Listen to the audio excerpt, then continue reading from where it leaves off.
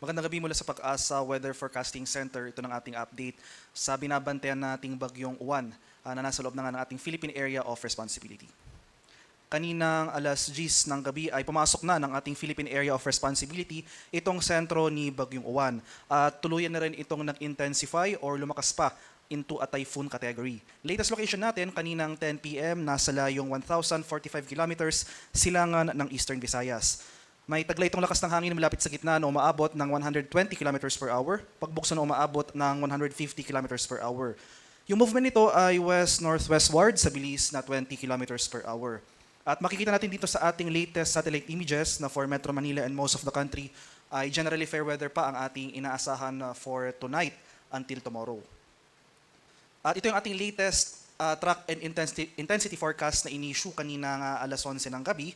At makikita natin dito sa ating track forecast yung generally westward or west-northwestward na paggalaw ni Bagyong Uwan sa mga susunod na araw. Inaasahan natin na for the next 24 hours, mapapanatili nito ang typhoon intensity pero magpapatuloy kumbaga yung intensification nito. Posibleng mag-rapidly intensify ito up to a super typhoon category bukas ng gabi hanggang sa Sunday ng umaga. So habang gagalaw ito generally westward or west-northwestward ay mag-iipon ito ng lakas up to a super typhoon category. So yung landfall scenario natin sa ngayon ay posible dito sa southern portion ng Isabela or northern portion ng Aurora sa gabi ng Sunday or sa madaling araw ng Lunes. Pero yung kailangan natin pagtuunan ng pansin, itong tinatawag nating cone of probability, itong forecast cone of probability na nangangahulugan, na anywhere within this cone posibleng mag-track or mag-shift yung track nitong bagyo, either northward or southward. So makikita natin dito sa ating forecast cone ay sakop pa rin ng malaking bahagi nitong forecast cone itong eastern section ng Luzon. At kailangan rin natin bigyan ng pansin, hindi lang dapat yung area na kung saan magla-landfall itong si Bagyong Uwan. Sapagkat makikita natin dito sa ating track and intensity forecast, itong malaking bilog na shaded ng yellow, ito yung area na kung saan mararanasan natin yung malalakas na hangin na dulot ng bagyo. So kung i-take into account natin itong movement ni Bagyong Uwan sa mga sunod na araw as well as itong area na may mga makakaranas tayo ng mga malalakas na hangin, definitely within the next 36 hours magsisimula na tayong makaranas ng mga pagbukso na hangin over portions of Luzon, Visayas, and Mindanao. So after landfall on Sunday late evening or Monday early morning, ilalabas na ito ng ating kalupaan. So itatraverse nito ang landmass ng Luzon ng Monday and lalabas na ito ng ating kalupaan by Monday morning or afternoon. So by that time, nandito na ito sa West Philippine Sea. As of 11 p.m., ito yung ating latest tropical cyclone wind signals. So as of 11 p.m., may signal number 1 tayo nakataas sa eastern portion ng Isabela, eastern and southern portions ng Quirino, southeastern portion ng Nueva Vizcaya, Aurora, southeastern portion ng Rizal, dito sa eastern portion ng Laguna, eastern and southern portions ng Quezon kabilang itong Polillo Islands, sa may Romblon, Marinduque, Camarines Norte, Camarines Sur, Albay, Catanduanes, Sorsogon, Masbate kabilang ang Ticao at Burias Islands. May signal number 1 rin sa may northern Samar, eastern Samar, Samar, Biliran, Leyte, southern Leyte, northern and central portions ng Cebu kabilang ang Bantayan at Camotes Islands, northeastern portion ng Bohol, northern portion ng Negros Occidental, dito sa northern portion ng Iloilo, northeastern and western portions ng Capiz, sa may Aklan, Dinagat Islands at Surigao del Norte. Kaya sa mga nabanggit ko pong lugar, ito yung mga areas na may wind signal number 1. Within the next 36 hours, magsisimula na tayong makaranas ng mga malalakas sa bukso ng hangin na dulot ng papalapit na Bagyong Uwan. So hopefully, i-take natin yung opportunity ng magandang panahon ngayong gabi hanggang bukas para magkada tayo sa papalapit na bagyo. And yung highest wind signal na posible nating i-issue para kay Bagyong Uwan ay wind signal number 5 dahil prior to its landfall, possibly over southern Isabela or northern Aurora, ay patuloy pa nga ito maki-intensify into a super typhoon category. So wind signal number 5, yung most likely highest wind signal na ating i-issue for this tropical cyclone throughout its passage. So sa nalalabing bahagi naman ng ating bansa, possible sa mga susunod na araw since may kalawakan nga yung radius nitong bagyong ito, magtaka tayo na bakit walang wind signal sa ating lugar pero malakas yung hangin over sa ating area. So for Palawan, Visayas, and Mindanao, Saturday to Sunday, so yung mga lugar na walang wind signal over these areas, posible tayong makaranas ng mga pagbukso ng hangin na dulot ng outer rain bands ni Bagyong Uwan.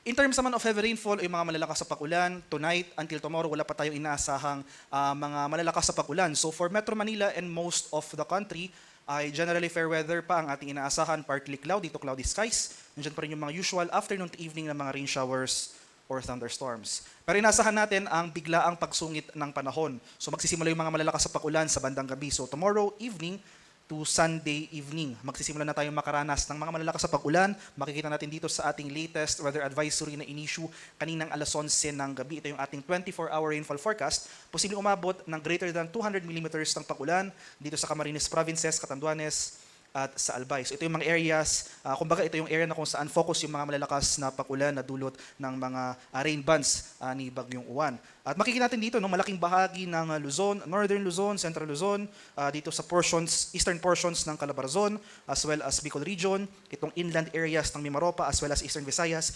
makakaranas tayo ng significant rainfall sa mga sunod na araw. So hopefully, take advantage natin yung opportunity, yung magandang panahon ngayong gabi hanggang bukas para maghanda sa mga banta ng flooding or landslide sa mga lugar na ito. So especially nga dito sa areas ng Northern at Central Luzon, dahil ito nga yung lugar na kung saan posibleng dumaan itong sentro ni Bagyong Uwan. Pagsapit naman ng Sunday evening to Monday evening, so ito yung kasagsagan ng bagyo. Ito yung time period na kung saan magla-landfall itong sentro ni Bagyong so at this time, posible na maglandfall yung sentro ni Bagyong Uwan sa may southern portion ng Isabela or northern portion ng Aurora. Afterwards, itra-traverse ito ang malaking bahagi ng Luzon landmass. So at this time, makikita natin dito sa ating 24-hour rainfall forecast from Sunday evening to Monday evening, greater than 200 millimeters sa pag-ulan. So napakatinding pag-ulan na ating mararanasan over most of northern and central Luzon.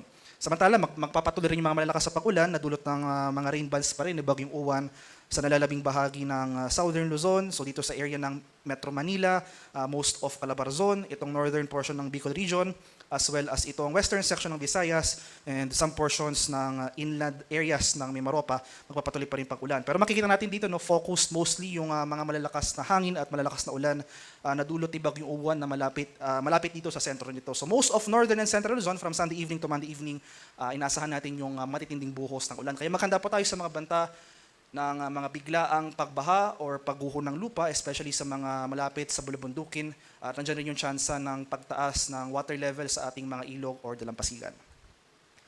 At isa pa sa mga hazard sa dulot ng papalapit na bagyo ay ang mataas na storm surge o yung daluyong ng bagyo. Posibleng umabot ng more than 3 meters, so halos isang palapag ng gusali umabot yung ating storm surge. Ito yung pagpasok o yung paghampas ng tubig dagat further inland, especially dito sa mga portions ng Camarines Norte, Camarines Sur, Catanduanes, Quezon, dito rin sa area ng Albay at Sorsogon. So sa mga nabanggit ko pong lugar, makipag-ugnayan po tayo sa ating mga LGU regarding evacuation or paglikas sa higher ground para maiwasan natin or maging ligtas po tayo sa banta ng storm surge, especially sa ating mga kababayan sa mga low-lying at mga exposed coastal areas. And as of 11 p.m., nag-issue rin tayo ng gale warning. So as of 11 p.m. today, may nakataas tayong gale warning dito sa northern and eastern coasts ng Catanduanes, northern and eastern coasts ng northern Samar at itong eastern coast ng Eastern Samar. Kaya sa mga nabanggit ko pong lugar, suspended po muna yung sea travel in anticipation sa mga matataas na alon na dulot ng papalapit na bagyo. So asahan natin sa mga succeeding issuances natin ng gale warning, malaking bahagi na ng Luzon, more in particular, itong eastern seaboards ng Luzon and Visayas, may gale warning na yan sa mga sunod na issuance, kaya nandiyan rin yung chance na masuspend yung sea travel over these areas dahil napakataas na alon nga ang ating inaasahan sa mga susunod na araw.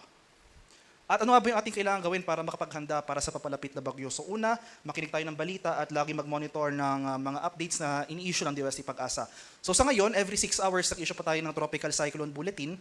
At kung lalapit na ito sa ating kalupaan, kung malapit na itong maglandfall, ay mas dadalas na yung ating issuance, magiging every 3 hours na or 3 hour na yung ating issuance. So umantabi rin tayo ng mga localized advisories, ito yung mga heavy rainfall warnings, nakalagay dito or nakasaad dito kung gaano kalakas yung mga pag-ulan na ating mararanasan within the next 3 hours sa ating lokalidad.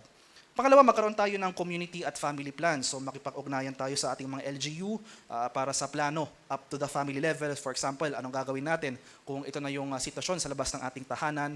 At pangatlo, pang-apat ay maghanda po tayo ng emergency kit o yung go bag na nandito yung ating mga essentials, yung mga kailangan nating gamit. Para once na kailangan nating lumikas sa itinakdang evacuation center, ay mabilis po yung ating paggalaw, yung ating response.